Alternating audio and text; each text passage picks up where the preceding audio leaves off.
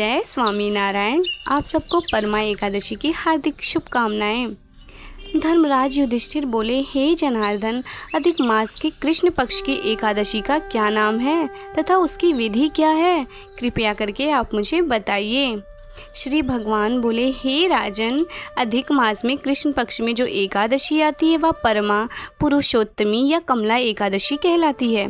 वैसे तो प्रत्येक वर्ष में 24 एकादशियां होती हैं।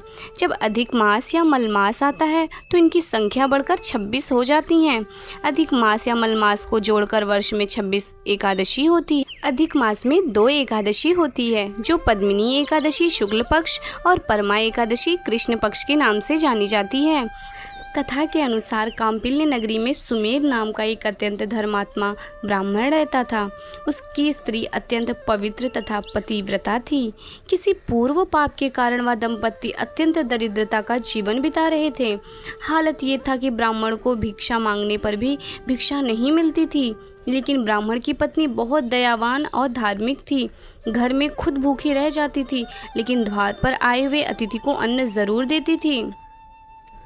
एक दिन गरीबी से दुखी होकर सुमेध ने परदेश जाने का विचार अपनी पत्नी को बताया। तब वह बोली कि स्वामी, धन और संतान पूर्व जन्म के दान से ही प्राप्त होते हैं, अतः आप इसके लिए चिंता ना करें। जो भाग्य में होगा वही मिलेगा। पत्नी की सलाह मानकर ब्राह्मण परदेश नहीं गया। इसी प्रकार समय बीतता रहा। फिर एक बार कौंडिन्य ऋषि वहाँ आए। ब्राह्मण दंपत्ति ने बेहद खुशी से उनकी सेवा की। दंपत्ति ने महर्षि से दरिद्रता दूर करने का उपाय जाना। उसके बाद महर्षि ने कहा कि मलमास की परमा एकादशी का व्रत करने से दुख, दरिद्रता और पाप कर्मों का नाश होता है। इस व्रत में नृत्य, गायन आदि सहित रात्रि जागरण करना चाहिए। इसी एकादशी के व्रत से ही यक्षराज कुबेर धनाधीश बने और हरिश्चंद्र राजा हुए थे। ऋषि ने बताया कि परमा एकादशी के दिन से पंचरात्रि यानी 5 दिन और रात तक जो निर्जल व्रत करता है उसे कभी धन का संकट नहीं रहता।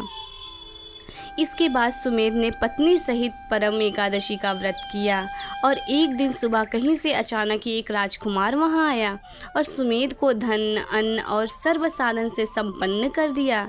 इस व्रत को करने से ब्राह्मण दंपति के दिन सुखी बीतने लगे। भगवान श्री हरि कहते हैं, जो इस महीने का अनादर करेगा मुझको वह कभी प्राप्त नहीं कर सकेगा। इस महीने में भगवान पुरुषोत्तम की पूजा होनी चाहिए। इस महीने में जप की संख्या बढ़ा देनी चाहिए। भगवान की विग्रह की सेवा करनी चाहिए। मिट्टी के दीप का दान करना चाहिए। तुलसी का पूजन करना चाहिए। अपनी कमाई का कुछ हिस्सा अवश्य दान देना चाहिए। ऐसा कहा जाता है, जो इस महीने का पालन करता है उसके अंदर सारे तीर्थ आकर निवास करते हैं। सब महीनों में सबसे अधिक सर्वश्रेष्ठ महीना भक्ति प्राप्त करने के लिए मलमास होता है। 1 करोड़ गुना अधिक फल मिलता है। अगर आप एक माला जाप करते हैं तो सीधा 1 करोड़ का हो जाता है वो। और जो लोग इस महीने में दान, व्रत, पूजा पाठ, अध्ययन, कीर्तन नहीं करते और कहते हैं ये महीना तो खराब है, मलमास है, अच्छा महीना नहीं है, तो वह गरीबी और दुखों को प्राप्त करेगा, ऐसा प्रमाणिक शास्त्र कहते हैं। परम एकादशी को अपने नाम स्वरूप परम सिद्धियां प्रदान करने वाला व्रत है। मान्यता यह है कि किसी कारणवश व्रत नहीं कर पाते हैं तो सिर्फ परमा एकादशी की कथा के श्रवण मात्र से मनुष्य की दरिद्रता दूर हो जाती है। जिस प्रकार मनुष्यों में ब्राह्मण श्रेष्ठ है, पशुओं में गाय, देवताओं में इंद्र, उसी प्रकार सभी मास में अधिक मास श्रेष्ठ है। एवं पद्मिनी और परम दोनों ही एकादशी भगवान को बहुत प्रिय है।